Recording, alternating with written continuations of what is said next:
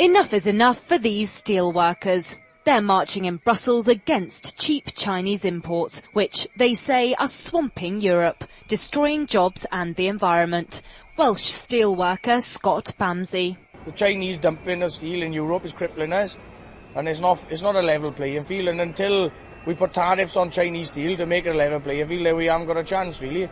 5,000 protesters, including industry bosses, handed their demands to the European Commission President. Later this year, they must decide whether or not to grant China market economy status, which critics say would allow China to dump products at unfairly low prices in Europe, putting, they claim, up to 3.5 million jobs at risk. Simon French is from Panmure Gordon.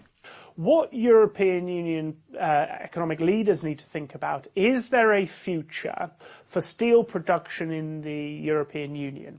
And if there is, within the confines of what state support can be provided, they should look to support the industry. If, however, this is part of the structural shift away from heavy manufacturing in Europe towards lower cost jurisdictions, then actually part of the productivity and growth story in Europe needs to acknowledge that fact, deal with its consequences, and invest very much where the comparative advantage economically exists within the European Union, which is disproportionately in the services sector rather than the manufacturing sector.